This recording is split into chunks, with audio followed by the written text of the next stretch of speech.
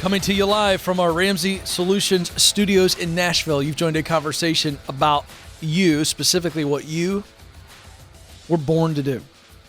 You were created to fill a unique role. You were needed. You must do it. And we want to look at this from a work context because you can't just separate your life into, well, this is who I am in my personal life and this is professional. If you do that, you attempt to disconnect those two things, you will never experience fulfillment and purpose throughout your entire life because you were created to work, not because you have to work to get a paycheck. You were created to contribute. You are needed. You must do it. It's just that simple. And the paycheck gets bigger. It's enough when you are doing work that you're good at, that you love, that produces results that matter to you. It's that simple. That's the conversation. And you know there's more. And life is way too short to just be working to make it to the weekend. That's why Sunday night sucks. That's why Monday morning is miserable. If you aren't experiencing joy in your work and progress in your work and meaning, then it's time to make a change. 844-747-2577 is the phone number, 844-747-2577. That's why I wrote the new book, From Paycheck to Purpose. This is the journey, the clear path to doing work you love, to living and working on purpose. A few years ago, I was challenged to run a half marathon. And I need to start the story by saying, I don't like to run. I don't mind if you run. I don't mind if you love to run. I don't like to run. In fact, I'm going to go so far as to say I hate to run. If I'm running to hug somebody dear in my life, okay, I'll run. Other than that, I don't want to run. I don't want to run. I was an athlete. I played all the sports. I just don't like running for no reason. Well, you say, Ken, it's all about physical fitness. Yeah, there's other things you can do. I don't like to run. But I was challenged to run the half marathon. I had never run a half marathon. I'd never even run a 10K, for crying out loud. And so I go, okay, I got to do this, and I want to set a really stretched time. The goal was 2 hours. That's a pretty brisk pace for somebody who's not a regular runner, and I had 12 weeks to get ready for it. So I dove in. I had a great pal, my best pal, helped me train for it, and I was going and I was doing it, and I get to the day, and I'm on pace. About the 6.5 mile mark, I begin to experience cramping. Cramping up. It's awful. I mean, awful. Not only am I cramping, I'm tired. I'm thirsty. And I'm a realist. And it is in that moment where I'm thinking to myself, why am I out here? Like, I could just shut it down now.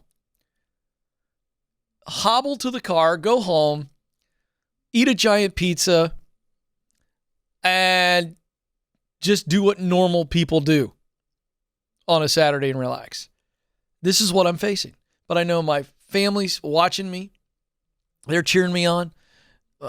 It was a company thing. A bunch of team members are out there running. I had set this goal, and I'm in extreme pain.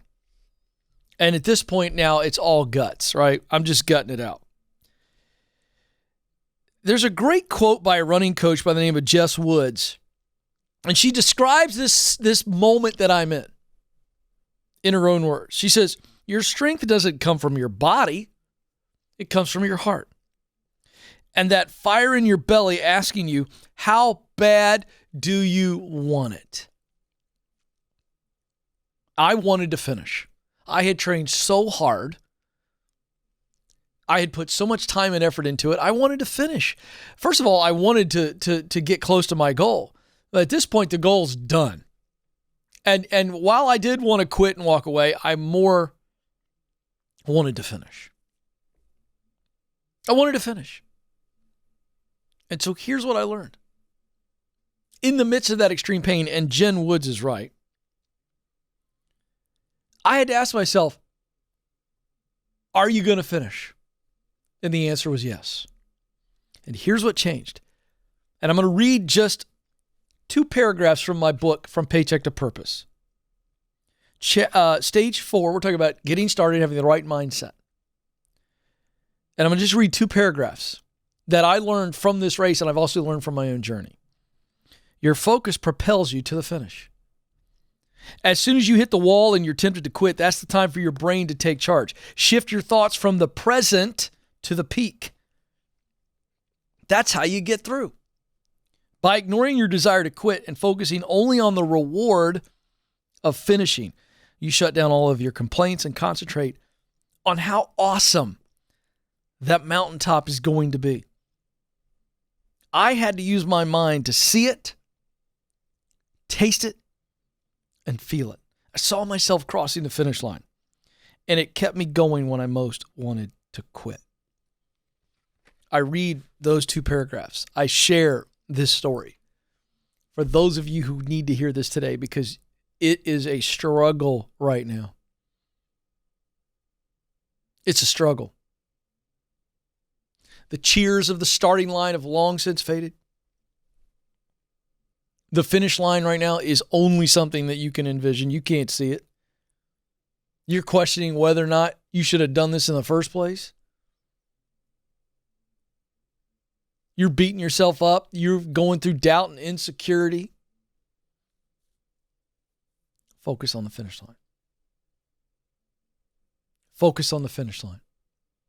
Get your head up, chin up, eyes up, and look towards the finish line. And you can't see it, but you can envision it. You can't see it. It's not there, but in your mind, you can see it.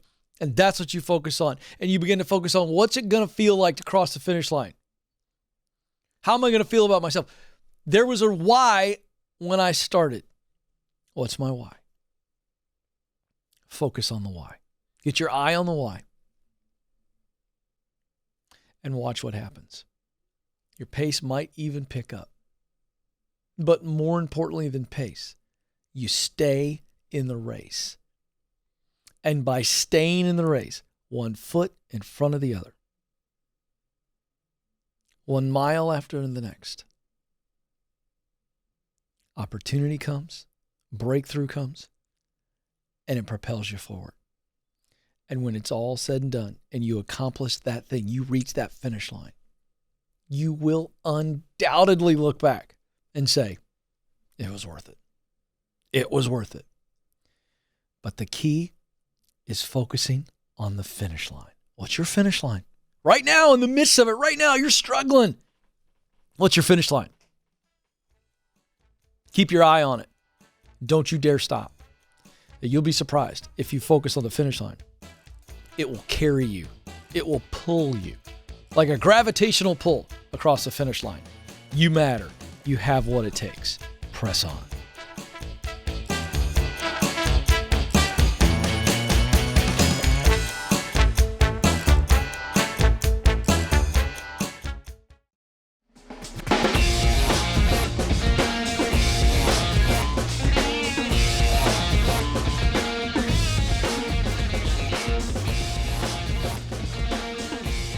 Ken Coleman Show continues to help you get clear, get qualified, get connected, get started, get promoted, get the dream job, so that you can work and live like very few people do and give yourself away. The income is there, and it's all about impact. 844-747-2577, 844-747-2577. Follow me on Instagram at Ken Coleman. The website is kencoleman.com. It's where you can order the new book, From Paycheck to Purpose. You can also get the Get Clear Career Assessment. We've got all kinds of freebies, free resources as well.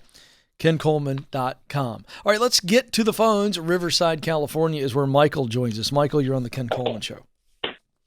Hey, Mr. Coleman, how are you? I'm living the dream, Michael. What's up?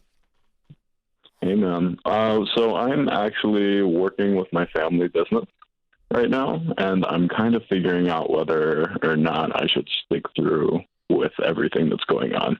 Okay. What do you mean by everything that's going on? So right now we're in the beginning of a new business venture. So it's a laboratory company. It's a reference lab company. We do like COVID testing and blood draws and stuff. Okay. So we're just we're just starting the business, and it's super difficult right now. We're basically running on fumes, and I don't know if logistically it's going to work out. Yeah. So you feel guilty about leaving it because it's your family? Yeah, that's pretty much it. And it's just me and my mom. So oh, gosh. Okay. Yeah. Just So, you and mom. Yeah. Yeah. Okay. So how aware is mom of the problem? Is she on the same page with you? If she heard what you just told me, would she be shaking her head going, yeah, that's correct? Yeah, she's kind of more of like she's a very faithful woman. So she's very like, we're going to get through this. We'll figure it out. But I'm more of like the practical minded, like aspect person. Yeah. So I'm kind of like, I don't know how this is going to work out if we're already struggling so bad and we're just at the beginning phases of business. Right. And this is her idea. Yeah. Yeah. It's her baby. Yeah, it is. And you're her baby too. Yeah. And she said, baby, come help me with my new baby. Yeah, exactly. And so I'm said, kind of in a... Yeah, you're in a tough spot. Have you talked to her about this? Not about me leaving. Yeah. You have to. Yeah. I mean, here's why. Mm-hmm. I mean, let's play this out. You're a really good dude. That's why you're calling me. You're kind of going, Ken, I need some help, right? I don't want to blow this up. But it's going to blow up whether you try to blow it up or not. If you don't deal with it. So for instance, let's say it doesn't get better. Hopefully it does. Hopefully she turns it around. But even if she does, this isn't your jam anyway. So let's be honest. If she turned it around tomorrow, you'd probably still leave pretty soon. You'd try to replace yourself, I'm guessing. I might. Oh. I'm looking towards, So this is actually work you would do if it wasn't so awful, the circumstances. Yeah, my position would mostly just be handling like logistics and things like that. So you like logistics. That's work you enjoy. Yeah. Logistics is definitely bearable. It's something that I could make myself happy with. Okay. Well, I don't like the sound of that. So I'm going back to what I was saying. No one makes themselves happy. Okay. So here's the deal. This is going to blow up if you don't deal with it because you're going to stuff it, and then it's going to come out. And that's not what you want. And and then the other thing is if forget the stuff it part, but let's just say you've burned out. Yeah. And it has some physical and emotional and stuff that's there, not to mention just you stuffing it going, you're not listening, Mom. I don't think it's going to work. And I feel like you're leading us towards a cliff and I'm telling you, watch out and you're not listening. There's all of that. So if you don't deal with it now, it's going to get worse and it could affect your relationship long-term as opposed to before it turns into a massive, massive explosion or just resentment. You got to say, Mom, look, of course I signed up to help you, but I need help. We need help. It's not working and it's affecting me this way, this way, and this way. And I don't have all the answers. I'm just telling you, I can't keep going this way, and I don't think we can keep going this way. So either I replace myself and you hire someone else to do what I'm doing, or we call this a loss and we dust ourselves off and figure it out. I mean, you just have to have a real conversation with Mom, but you're going to have to be careful because this is her dream. It's her baby. Yeah, absolutely. And one of the issues is that I have, I'm very invested in the company as well because my name's on, I have ownership in the company. So it's not as easy as just walking away at this point. Yeah, but what would you do if okay, so let me ask you this. If it were your call today, what would you do? If it was 100% your decision, what would you do to make changes? Would you shut the company down? Would you bring in somebody else? What would you do?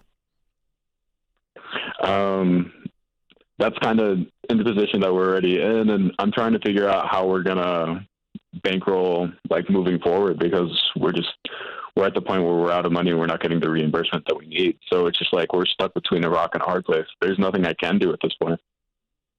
What kind of business is it? It's a reference laboratory. Oh, that's right. Reference. See, I just don't. So you're relying on who right now? The government, like the government payroll systems like HRSA and things like that, Medicare, Medicaid, private insurance companies to pay out on time, and that's not happening. They're just not doing it. What are they working out for us right now? What are they saying? They're saying that, like, since there's so many, everything's backlogged through Medicare and Medicaid right now. Yeah. So, especially like if you're trying to bill for COVID or anything like that. When was the last time you guys paid? It's going to take a longer time. When was the last time you guys paid yourself? I've been working with this laboratory for probably, it's been like 18 months. I haven't seen $1 from it. How are you sustaining yourself? I also work with one of her other companies as a marketer. She also operates a hospice company. So that's where I work part-time there. Yeah, dude. So I wish I could, you got to have a hard conversation with mom. I understand you're an owner, but dude, how much longer are you going to wait on the state of California and the federal government? Yeah, it's kind of a terrible position to be in. Yeah, this is no longer, who cares that you're an owner?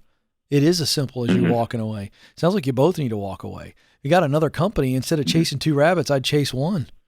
That's what I would do.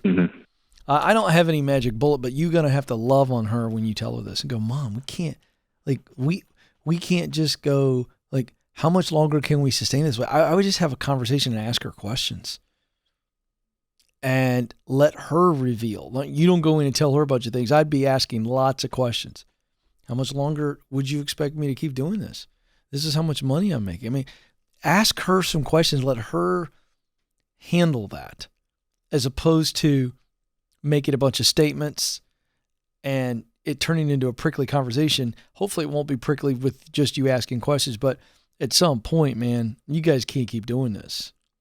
And I think you both have to sit down and go, what's the reason to stay in this storm right now? We're sitting in a storm intentionally.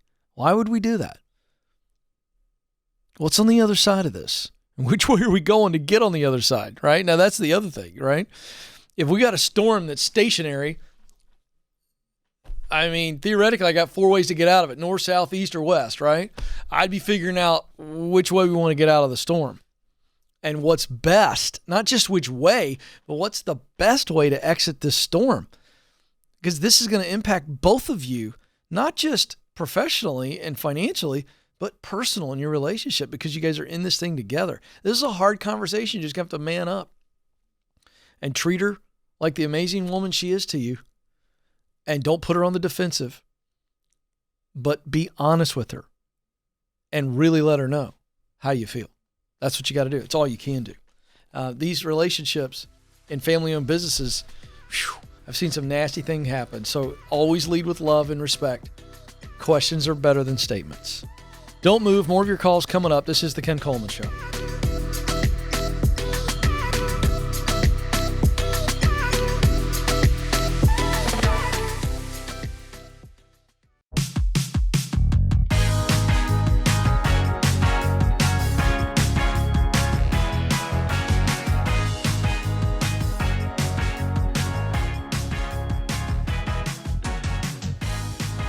Welcome back to the Ken Coleman Show, helping you move from paycheck to purpose.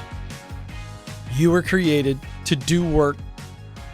You were created to contribute. And it's time to just stop floating through with the safe job, the okay job, certainly the miserable job. It's time for you to make income and impact. Same place. Take hold of your life, live and work on purpose, and let's make the maximum contribution, shall we? Life's too short to have any other focus and any other approach. So welcome aboard. 844-747-2577. Great story that illustrates this. This is really interesting. And I don't know if it's going to hold. I don't know if it's a small thing, but we're going to look into it in the news. CBS News put out a story, why some workers are leaving their office jobs to work on farms. James Marriott has 2 degrees, neuroscience and global health. And the 21-year-old recently took a job in farming. Now, he said, point blank, This wasn't just me deciding to get up and go work on a farm. This is how I want my life to go. So again, not a surprise here is what we talk about every day on the show. He's got 2 degrees. Who knows why he went that direction in those degrees? And he realized, you know what? I want to be on a farm. I'm going to go after it. Sean Moriarty left his job as a copywriter to harvest crops. And physical therapist Kat Steckbeck left a hospital job for the Green Acres as well. Marriott, the young man that I touched on at the beginning of the article, said, we felt like we were just cogs in the wheel that we didn't want to be a part of. And this was kind of our way of taking agency back over our lives and being like, this is what we want to be doing rather than doing something we felt we had to be doing. Great statement by the young man. These are young people. These are Gen Z. And they're sitting in the middle of this. They're going, what? And I think that's what COVID did, the pandemic. It just shined the light on work in general, going, I've been doing this to get a paycheck. Do I really want to do this? Because it just made us look at everything a little bit differently, sometimes a lot differently. And I think this is interesting. Of course, they just focus on 3 young people in this story. But I think what's really interesting underneath this thing is the fact that you've got the office worker, the big buildings, the big urban environment, and you got some people going, what environment do I want to be in? Great question. Doesn't always have to mean that you're moving from a white collar, high rise type gig to move into the fields of dirt. However, there's a lot in that environment change that speaks to that individual person and what they love to do, it's passion, and the results that they want to create, mission. Fascinating stuff. Not surprising. 844-747-2577 is the number. Let's go now to Georgette, who joins us in Orlando, Florida. Georgette, you're on the Ken Coleman Show. Hello, Mr. Coleman. Hi, Georgette. What's going on today? Oh, nothing much. I tuned in and I was hearing other people's, just how they're trying to get through their situation. And I said, let me ask some advice too, because, I'm in my 30s, but I feel like I'm still young. Yeah, you are. For sure you are. So, I just needed some advice because I had a communications degree years ago, and then I just worked for about 8 years, odd jobs and jobs that I just had skills in. But then I work now here with my family business, working from home as an office manager in a way. And then I just don't know why the communications degree is kind of like, it's not taking me, I guess, where I wanted it to go, because I'm very talented, but I'm still have to work on things and, go to trades, to like a trade school or something. So I'm not sure if it makes sense to go back to school and, just waste time, or because I feel like... Heck no. You already know. By the way you asked that question, you already know. You're just kind of fumbling through because I don't think you know how to get where you want to go. Yeah. So where do you want to go? Let's just talk about the mountaintop, or 2 or 3 mountaintops that seem very, very inspiring for you. I like working outdoors, surprisingly, but I don't like the whole 8 hours outdoors. It just seems a little intense, but it, something about the outdoors and just how God created everything. So tell me more. Tell me more. And you got to stop with that. Well, I don't want to work 8 hours outside. That's not the right focus right now. The question is, what work do you want to do? Who do you want to help? What problem do you want to solve? What solution do you want to bring to people? What's the work you would do tomorrow if you knew you couldn't fail? I mean, you had all your little circumstances are perfect. Forget those for the moment. What would you do? Okay. I don't know. I feel like there's so much to do out there to help people. And then as a Christian, I don't know where I fit, because I've always been around, I guess, more secular environments all the time. So I've always been like feeling like, okay, I'm here trying to be the light in different jobs. Yeah. But I guess I'm just tired of, just trying to feel like I have to fit in with the world. Yeah, you need to stop that. You know what's interesting? Yeah. I still think you know what you want to do, but you're just afraid to say it. Am I right? And by the way, if I'm wrong, I've got a next step we're going to go to. But I just feel in my heart, I'm asking you direct questions, and you're going off on these little side paths that have nothing to do with the question. And that tells me something. I think I'm hearing that you really do know what you want to do, but you're either ashamed of it, or you're embarrassed, or you have so much self-doubt around it, it's hard for you to say it. Am I right or wrong? I guess in the middle, because I feel like I need to figure it out, because I want to do something with businesses, but, with communications, really, I feel like that's my strongest. Okay, now we're getting somewhere. Okay, so you've been getting distracted, but I think that's because of the self-doubt. So now you gave me something. You love communications. What do you love most? Communication work. Here's what I want you to do. Stop thinking about job title and stop thinking about 8 hours in a day. I want you to tell me, in communications, what's the work you love doing? Is it writing press releases? Is it helping somebody with content? Tell me real quick. List out some things that you go, I know I would love doing this kind of work. I guess I like reading content and actually the communication term, like trying to solve problems. Mm-hmm.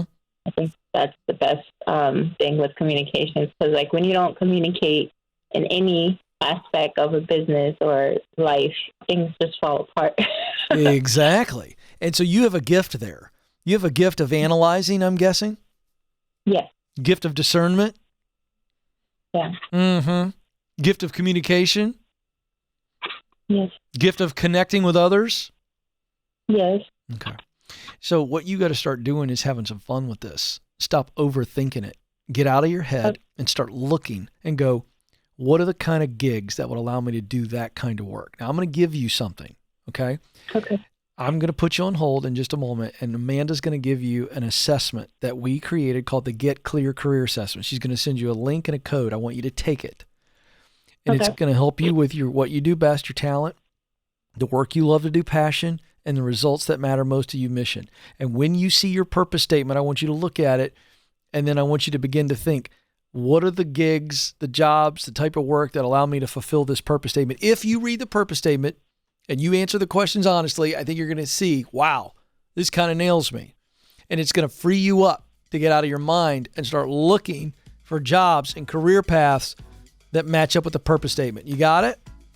Yes. Excellent. Thank You bet. You got this. You're so close. You just need to fully get clear. That's why we created the Get Clear Career Assessment. This is the Ken Coleman Show. We'll be right back.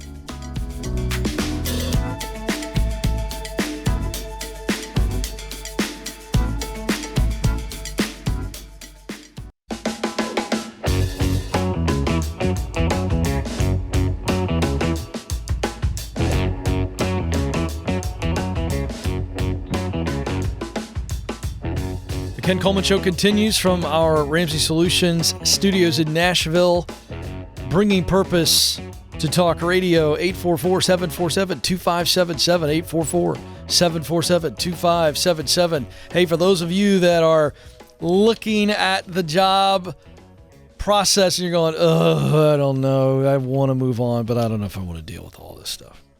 That's why I want you to work with my friends at ZipRecruiter, the number one job site in the U.S.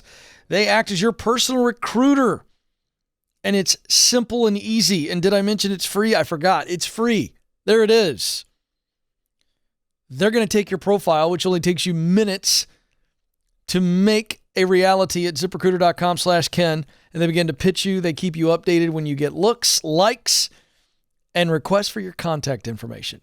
It is the easiest way to get a job. ZipRecruiter.com/Ken. Go right now. All right, let's go to Farmington, New Mexico, where John joins us. John, you're on the Ken Coleman Show. Hello, sir. Hey, John. How you doing today?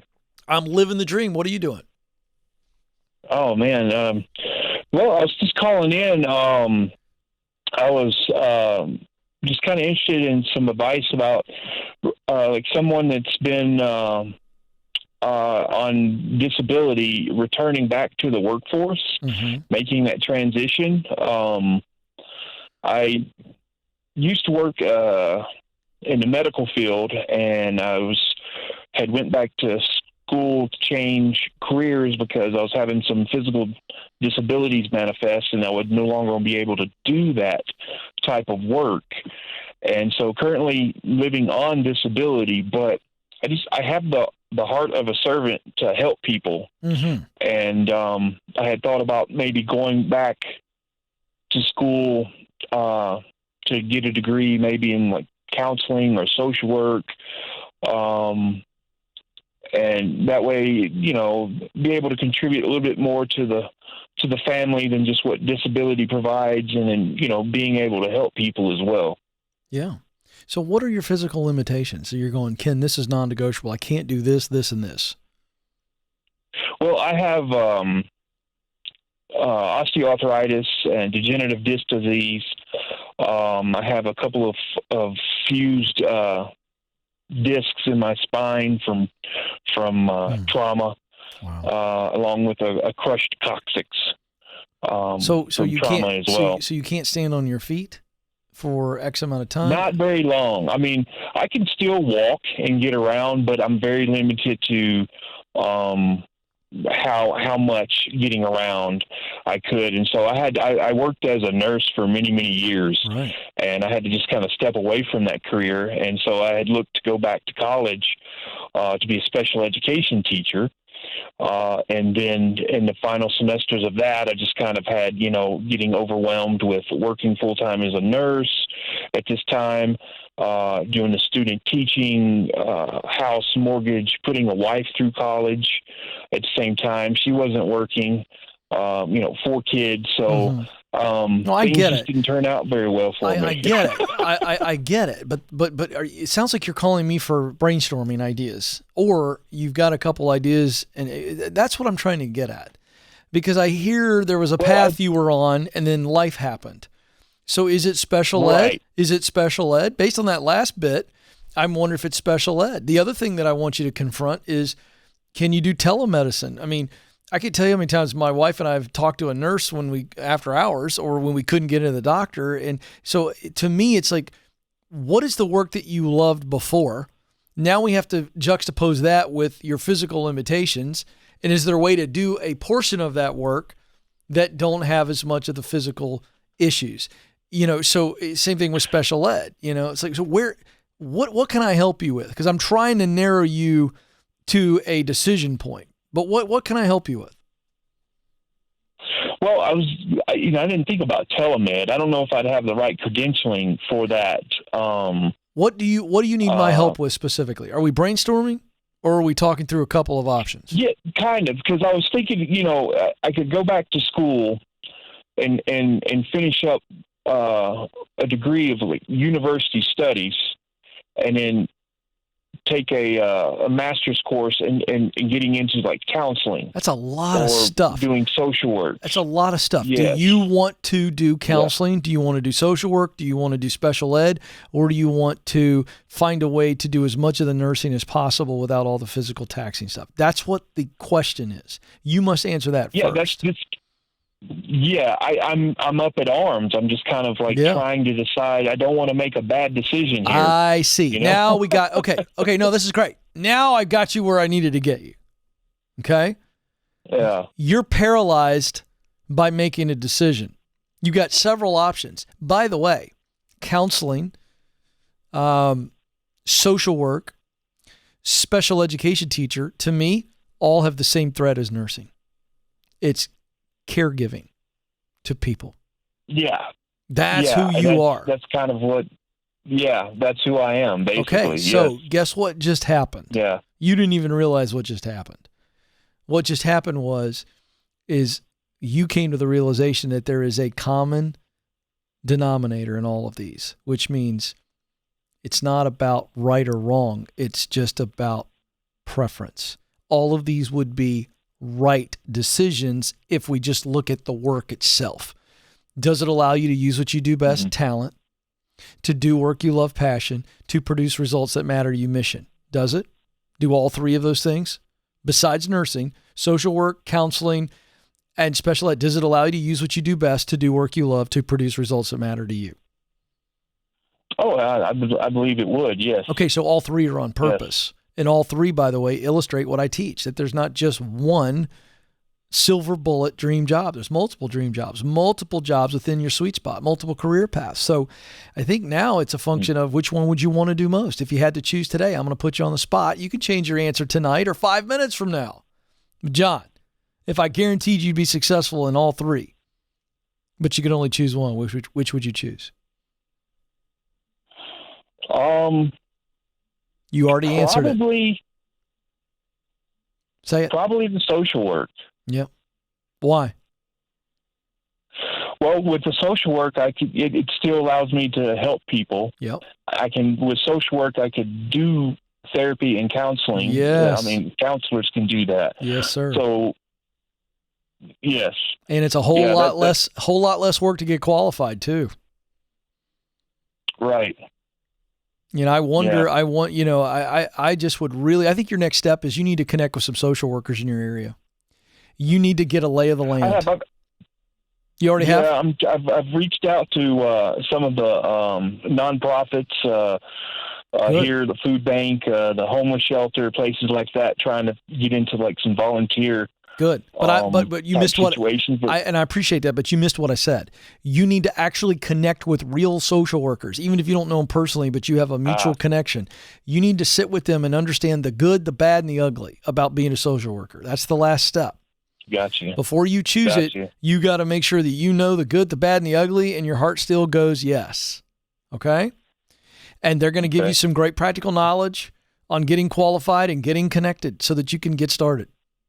So you're really just at the edge of stage one, moving to stage two.